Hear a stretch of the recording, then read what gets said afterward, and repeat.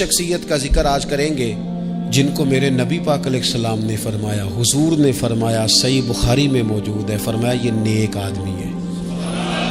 اور یار جسے رسول کریم کہیں بندہ نیک ہے، رجل صالح، حضور نے فرمایا نیک آدمی ہے، جو بالغ نہیں ہوئے تھے اور اس سے پہلے ہی کلمہ پڑھ لیا تھا، جو حج کے مسائل سب سے زیادہ جانتے تھے، جنہوں نے 60 سال مکے اور مدینے میں فتویٰ دیا، صحابہ ان سے فتویٰ لینے آتے تھے، جو بدر کی جنگ میں بھی گئے، احد میں بھی گئے، پر محبوب نے فرمایا عمر تھوڑی ہے، ابھی واپس جائیے۔ خندق میں شریک ہوئے اور اس کے بعد ہر جنگ میں شریک ہوئے۔ مستدرک میں موجود ہے، حضرت جابر ابن عبداللہ فرمایا کرتے تھے زمانہ بدلا تو کچھ لوگوں میں بھی تبدیلیاں آئیں، میں نے بڑی دنیا بدلتی دیکھی، پر جن لوگوں کو نہیں بدلتے دیکھا نا، ان میں یہ شخصیت ہے جو ہمیشہ ہر دور میں ہر عمر میں نبی پاک کے طریقوں پر پوری طرح کاربند رہے، اوڑھنا بچھونا اٹھنا بیٹھنا چلنا ہر وقت حضور کی محبت میں غرق ہو کے کیا۔ کون ہے بھلا؟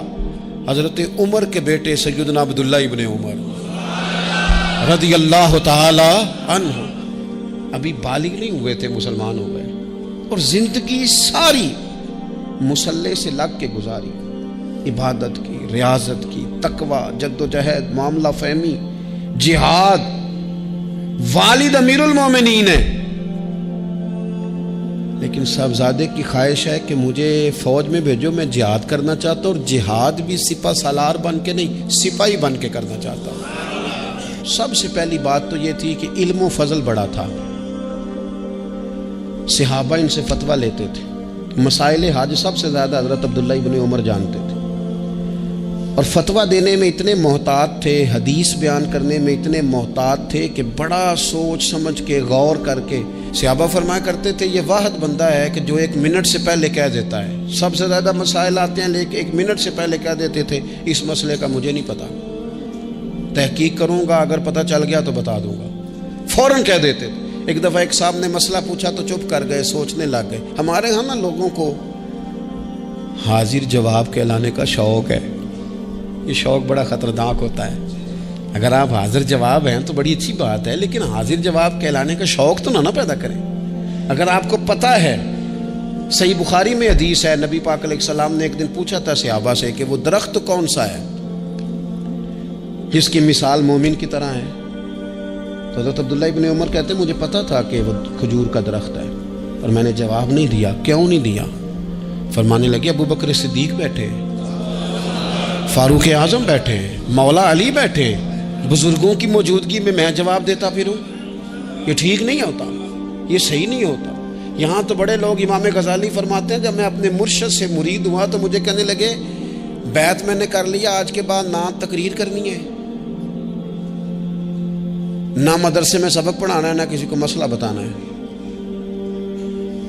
اور یہ بڑا مشکل کام ہوتا ہے، بندہ مولوی بھی اور تقریر ہی نہ کرے، اسے زنگ لگ جاتا ہے، اور مسئلہ ہی نہ بتائے تو بدعزمی ہو جاتی ہے۔ یہاں تو جس کو 6 مسئلے آ جائیں وہ امام کو نماز نہیں پڑھانے دیتا، وہ کہتا ہے پہلے انٹرویو لوں گا تیرا کہ تو پورا تجھے آتا ہے، پھر آگے چلے گا۔ تو اتنے بڑے عالم کو شیخ نے منع کر دیا، تو کہتے ہیں شیخ کے پاس ایک شخص مسئلہ پوچھنے آیا تو میرے مرشد فرمانے لگے مجھے یہ مسئلہ نہیں آتا۔ تو امام صاحب کہتے ہیں کہ میں نے اسے کہا مجھے آتا ہے، میں بتاؤں؟ کہتے میرے شیخ مسکرا پڑے، کہنے لگے غزالی میں تو تیرے ساتھ ساتھ اپنی میں بھی مارنا چاہتا تھا، پر تیری ابھی مری نہیں، اور تو کہتا ہے میں بتاتا ہوں۔ کچھ دیر چھوڑ دے، سارے مسئلے بتانے نہیں چاہیے، کچھ پہ عمل بھی کرنا چاہیے۔ میرے عزیز حضرت عبداللہ ابن عمر اتنا بڑے مفتی ہیں، مفتی مدینہ ہیں، مفتی مکہ ہیں، لوگ مسائل حج پوچھتے ہیں، بڑے بڑے استنباط کرتے ہیں قرآن و حدیث سے۔ ایک آدمی نے مسئلہ پوچھا تو حضرت عبداللہ ابن عمر فرمانے لگے دیر تک سوچا، دیر ہو گئی سوچتے سوچتے، تو وہ شخص کہنے لگا حضور اتنی دیر کیوں سوچ رہے ہیں؟ تو آپ فرمانے لگے تمہارا کیا خیال ہے کہ جو سوال تم مجھ سے پوچھتے ہو اور جو جواب میں تمہیں دیتا ہوں اس کے بارے میں رب مجھ سے سوال نہیں کرے گا؟ اللہ کی بارگاہ میں نے جواب نہیں دینا، میں سوچ سمجھ کے دے رہا ہوں تاکہ اس کا حساب دینا پڑے تو میرے لیے مشکل نہ ہو جائے۔ میرے عزیز حضرت عبداللہ ابن عمر سے کسی نے سوال پوچھا تو سیدنا عبداللہ ابن عمر رضی اللہ تعالیٰ عنہ کہنے لگے مجھے نہیں آتا اس سوال کا جواب، اور جب کہا نا نہیں آتا تو فوراً کہنے لگے عبداللہ، خود اپنے آپ سے بات کرتے ہیں، کہتے ہیں عبداللہ رب تیرا بھلا کرے، اس بات پہ ہمیشہ ڈٹے رہنا، جو بات نہ آتی ہو وہ کبھی کہنا نہ، جس کا پتہ نہ ہو اسے کبھی کرنا، جب تک پوری تحقیق نہ ہو بلا وجہ غوطہ زنی نہ کرنا، بلا وجہ غوطہ زنی نہ کرنا۔ یہاں کا ہے ہمارے صوفیاء نے، یہاں کا علم و بس کری ہو یار، ایک کوئی حرف تینوں درکار، صحیح کر کے پہلے اچھی طرح کر کے پرکھ پھر بات کر۔ تو علم بڑا تھا، تقوی بڑا تھا۔ اس کے ساتھ ساتھ پھر یہ تھا کہ غریب پروری بڑی تھی۔ ایک بندہ خیرات لے کے گیا، وہ پھر لائن میں لگ گیا ہے، اسی کیا عقیدہ پلا تو پھر آ گیا ہے۔ تو حضرت عبداللہ ابن عمر بندہ دوبارہ آتا نا تو کسی سے قرضہ لے کے کہتے یار اس کو بڑی ضرورت تھی تو دوبارہ آیا ہے نا، ایک دفعہ تم ذرا دے دو، میں تمہیں دے دوں گا، اس کو دینا ہے۔ جتنی دفعہ شام کو کھانا کھاتے اتنی دیر حضرت عبداللہ ابن عمر کھانا نہیں کھایا کرتے تھے جب تک کوئی یتیم آ کے دسترخوان پہ بیٹھ نہ جاتا، نہیں گزارا ہوتا۔ اور یار کیسے لوگ کھا لیتے ہیں، اعلیٰ غذائیں کھا رہے ہیں، اور ایک طرف ایک بہن مجبور بیٹھی ہے، بھائی مجبور بیٹھا ہے، سسرالی رشتہ داروں میں لوگ مجبور بیٹھے ہیں، عزیزوں میں لوگ مجبور بیٹھے ہیں، یتیم غریب مسکین، اور یہ روز نئے سے نیا ذائقہ، جب تک یتیم نہ ہوتا کھانا نہ کھاتے۔ اور صدقات و خیرات بھی کرتے تو جس طرح ہم کرتے ہیں نا، ناراض نہ ہونا۔ کبھی کبھی نا بعض لوگوں کو بانٹتے دیکھتے ہیں تو تکلیف ہوتی ہے، آپ نے دینا تو ہے تو اگر خوش دلی سے دے دیں، عطا تو کرنا ہے تو اگر چلو صحیح طریقے سے ہو جائے، ہنس کھیل کے ہو جائے، پریشان نہ کیا جائے سائل کو، تو کتنا اچھا ہے۔ ان صوفیاء کا بھی ہم نے تذکرہ کتابوں میں پڑھا ہے جو کہا کرتے تھے اگر رب نے دروازے پہ کسی کو بھیجا ہے تو اس کا مطلب ہے اللہ راضی ہے۔ لیکن ہمارا لہجہ اتنا سخت ہوتا ہے۔ حضرت عبداللہ ابن عمر ایک اونٹنی پہ بیٹھے تھے، اونٹنی بڑی پیاری لگی، بڑی خوبصورت تھی، بڑی بہترین تھی، بڑی صاف ستھری تھی، تو 2-3 دفعہ اپنے غلام سے کہا یار بڑی پیاری ہے، بڑی خوبصورت ہے، دیکھو اس کا چلنے کا انداز کتنا نرالا ہے۔ آج کل بھی ڈرائیور گاڑی چلاتے ہیں تو کہتے ہیں بڑی ہلکی پھلکی ہے جی، بریکیں بھی بڑی ٹھیک ہیں جی، اس کی فلاں معاملہ بھی اس کا بڑا صحیح ہے۔ وہ اتنی پسند آئی اونٹنی تو اونٹنی سے اترتے ہی فوراً کہنے لگے اس کو نشان لگا کے قربانی کے جانوروں میں چھوڑ دو، یہ زیادہ پیاری ہے، اسے رب کے رستے میں خیرات کریں گے۔ کیوں؟ ایک باریک نکتہ صوفیاء نے بیان کیا ہے۔ اللہ کے نیک بندے کہتے ہیں کسی جگہ بھی تمہارا دل اللہ رسول کے مقابلے میں الجھنا نہیں چاہیے۔ کوئی ایسی چیز جو رکاوٹ بن رہی ہو، رکاوٹ، وہ کیا کہتے ہیں کچرا آ گیا ہے، اس کچرے کو لوگ ٹھیک نہیں کرتے، کہتے نکال دو تاکہ معاملہ صحیح رہے۔ ایک چھوٹا سا باریک سا ہلکا سا دھاگے کی طرح کا ایک ٹکڑا اگر کسی وقت گوشت کا آپ کے دانت میں الجھ جائے نا، وہ سارا ذائقہ تباہ کر دیتا ہے۔ لوگ مختلف چیزیں لے کے خلال کرتے ہیں دانتوں کا تاکہ وہ نکل جائے، کیونکہ ذرا سی بھی چیز اگر کسی جگہ رکاوٹ بن جائے نا، آپ بڑا بہترین کھانا کھا رہے تھے، زبردست غذا آپ کھا رہے تھے، ایک صرف اس میں نا ہلکا سا دانہ ایسا ہے جو سخت تھا، کچرا آ گیا، روڑا آ گیا، تو وہ سارے کھانے کا ذائقہ تباہ کر دیتا ہے۔ بعض لوگ ایسے ہوتے ہیں کہ ایک بال نکل آئے نا کبھی کھانے میں سے تو کھانا چھوڑ دیتے ہیں، کہتے ہیں یار یہ سارا ذائقہ خراب ہو گیا۔ ہمارے ساتھ یہ ہوا ہے، یہ تو ہے نا دنیاوی معاملات، اسی طرح کا مسئلہ روحانی زندگی میں ہوتا ہے۔ کئی دفعہ نا ہم ماننے کو تیار نہیں ہوتے، لیکن ہمارے اوپر دولت کی محبت پوری طرح سوار ہوتی ہے، وہ سجدے میں ذوق آنے نہیں دیتی۔ شہرت کی محبت پوری طرح سوار ہوتی ہے، وہ درود و سلام کا، ذکر کا، عبادت کا ذائقہ لگنے نہیں دیتی۔ وہ جو کہا تھا نا والذین آمنوا اشد حبا للہ، ایمان والے سب سے بڑھ کر اللہ سے پیار کرتے ہیں، سب سے بڑھ کر رسول اللہ صلی اللہ علیہ وسلم سے محبت کرتے ہیں۔ کیوں کہا گیا تھا؟ اس لیے کہ ان محبتوں کے مقابلے میں ذرا بھی کوئی اور محبت آتی ہے روحانی ذائقہ خراب کر دیتی ہے، ہمارا دل نہیں لگتا، ہم بور ہوتے ہیں، ہم پریشان ہوتے ہیں۔ مسئلہ یہ ہے کہ جس دل میں صرف رب رسول کو ہونا چاہیے تھا، وہاں شہرت آ گئی ہے، شہرت کی محبت آ گئی ہے، دکھاوا آ گیا ہے، مال آ گیا ہے، کئی قسم کے ہم نے بت معاذ اللہ اکٹھے کر لیے، اور پھر وہ ساری کیف مستی آئے، یہ کیسے ہو سکتا ہے؟ حضرت عبداللہ ابن عمر رضی اللہ تعالیٰ عنہ کے پاس ایک گدھا تھا. ہم پنجابی میں تو کہا کرتے تھے کہ بڑا ساؤ جانور ہے، بڑا دھیما ہے، بڑا اچھا ہے، سواری بھی کرتے تھے اس پہ، اس پر بوجھ بھی رکھتے تھے، اور بھی کئی کام، جانوروں کا چارہ بھی اس پہ رکھ کے لایا جاتا تھا. بہت سارے لوگ اس کی تعریف کرتے تھے کہ ظاہر ہے اس وقت یہ جانور ہر گھر کی ضرورت ہوتے تھے. لوگوں نے بڑی تعریف کی کہ جناب یہ گدھا بڑا اچھا ہے، بڑا عمدہ ہے. اب بعض چیزیں ایسی ہوتی ہیں جن سے دل لگ جاتا ہے. کچھ نوجوانوں نے گھروں میں بلی رکھی ہوتی ہے، گھوڑا رکھا ہوتا ہے، جانور رکھے ہوتے ہیں، ان کی پوری توجہ انہماک. ہم دیکھتے تھے دیہاتوں میں کہ بزرگ اگر کہیں چلے جاتے تھے سفر پہ تو وہاں سے بھی پیغام بھیجتے تھے کہ گائے کو چارہ ڈالا کہ نہیں، بھینس کو نکالا کہ نہیں، تم نے باڑے سے دھوپ چھاؤں کا خیال کیا کہ نہیں.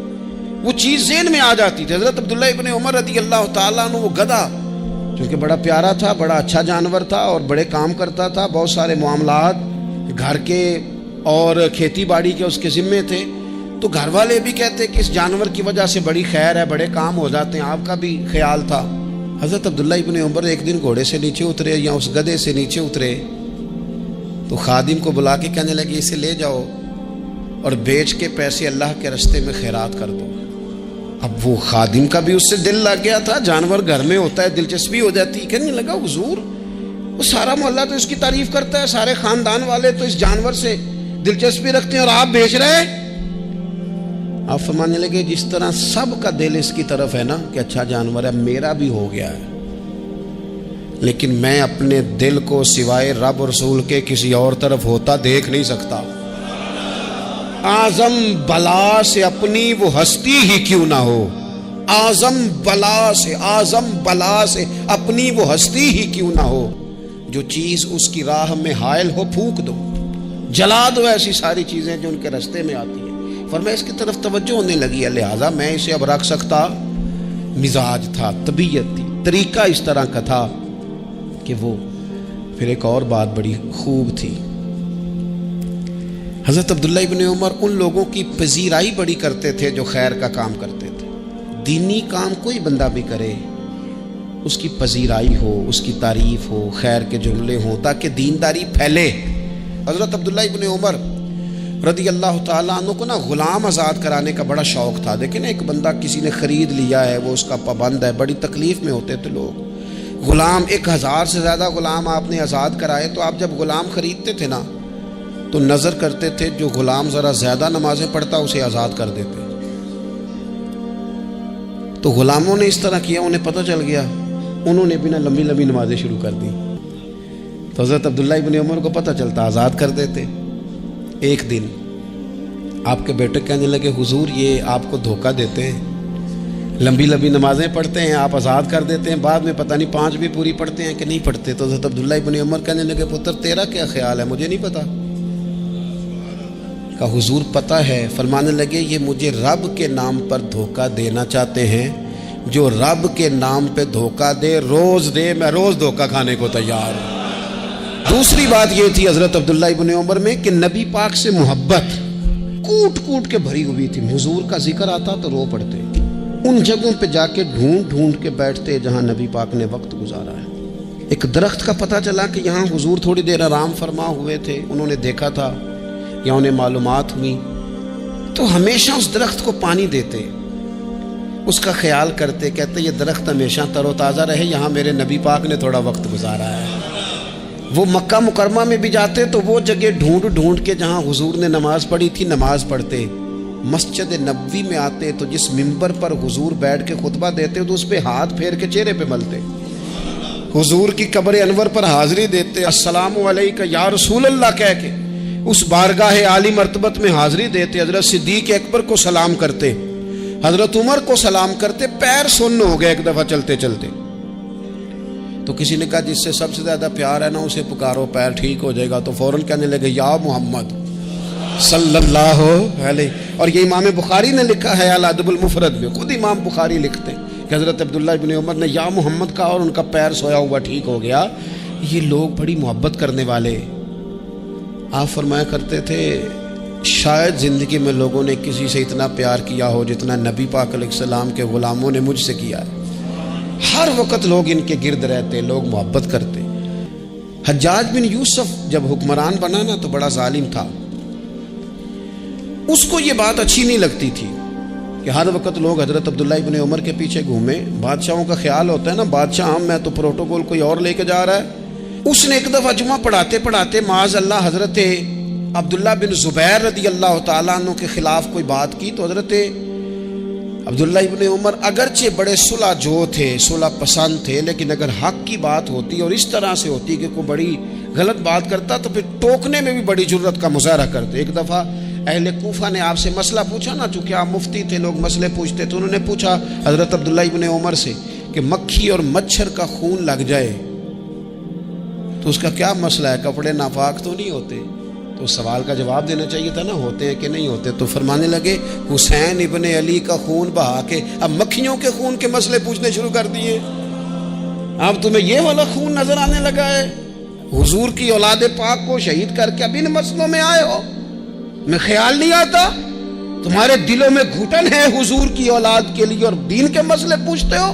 جاؤ پہلے کشادگی پیدا کرو، تیری نسل پاک میں ہے بچہ بچہ نور کا، تو ہے عین نور تیرا سب گھرانہ نور کا، پہلے کشادگی لاؤ حضور کی اولاد پاک کے لیے، پھر مسائل پوچھنا۔ حجاج بن یوسف نے کوئی بات کر دی، آپ نے ٹوک دیا، آپ نے ٹوک دیا، تو پھر حجاج نے سازش کی۔ اوہو، اللہ والوں کے خلاف جو سازشیں ہوتی ہیں بڑی گہری ہوتی ہیں، بڑی سخت ہوتی ہیں، بڑے جال بنے جاتے ہیں، بڑا حسد کیا جاتا ہے، بڑی تکلیف دی جاتی ہے۔ اللہ قرآن میں کہتے ہیں محبوب یہ لوگ تجھ سے حسد کرتے ہیں، حسد من عند انفسہم، ان کے دلوں میں تیرے لیے حسد ہے، حسد کرتے ہیں لوگ، دور تک نکل جاتے ہیں حاسدین۔ حجاج نے کیا کیا؟ اس نے ایک شخص سے کہا کہ زہر والا خنجر تیار کرو جو زہر میں بجھا ہوا ہو، اور چونکہ حج کے موقع پہ بڑا رش ہوتا ہے لہذا حج کے موقع پہ لے جانا۔ حضرت عبداللہ ابن عمر جب تمہارے پاس سے گزریں، بادشاہ میں ہوں، لوگ ان کے پیچھے، جب وہ تمہارے پاس سے گزریں تو ان کے پیر میں چبو دینا۔ جب لوگوں نے ایسے عالی مرتبت لوگوں کو نہیں بخشا، اتنے بڑے لوگ محفوظ نہیں رہے، تو ہما چما کس کھاتے میں؟ آج کس بات کا شکوہ کرنا؟ حضرت عبداللہ ابن عمر اس کے پاس سے گزرے تو اس نے پیر میں چبو دیا خنجر، وہ زہر آپ کے جسم میں پھیلا۔ جب شدید بیمار ہوئے تو حجاج تیمارداری کرنے چلا گیا۔ یہ دیکھو دوستی قاتل سے بھی مقتول سے یارانہ بھی، خود چلا گیا اور جا کے کہنے لگا جی اگر مجھے پتہ چل جائے نا کہ آپ کو کس نے یہ زخم دیا ہے تو میں سخت انتقام لوں گا۔ تو حضرت عبداللہ ابن عمر نے بھی بڑا منطقی جواب دیا، فرمانے لگے مجھے اسی نے زخم دیا ہے جس نے حج کے موقع پر کسی کو خنجر لانے کا مشورہ دیا تھا، اسی نے مجھے زخم دیا ہے۔ گویا فرمانے لگے ظالم تو خود ہی یہ کام کرتا ہے اور خود ہی تو تیمارداریاں کرتا ہے۔ حضرت عبداللہ ابن عمر شہید ہو گئے، مکہ مکرمہ میں آپ کا مزار بنا دیا گیا۔ تقریباً 1500 کے لگ بھگ 1600 کے لگ بھگ آپ سے احادیث مروی ہیں۔ زندگی حسین گزاری، حضور کی خوشبوئیں ہر وقت آتی رہیں۔ حضرت عائشہ صدیقہ، حضرت حذیفہ، حضرت جابر بن عبداللہ، یہ تینوں جلیل القدر لوگ کہا کرتے تھے حضور کے بعد زمانے کی تبدیلی سے بڑے لوگ تبدیل ہوئے، لیکن جو لوگ حضور کے طریقوں پر پوری طرح قائم رہے ان میں بڑا نام حضرت عبداللہ ابن عمر کا ہے، بڑا نام۔ رات بھر عبادت کرتے اور دن کو ظہر سے عصر تک اللہ کی یاد میں مصروف رہتے۔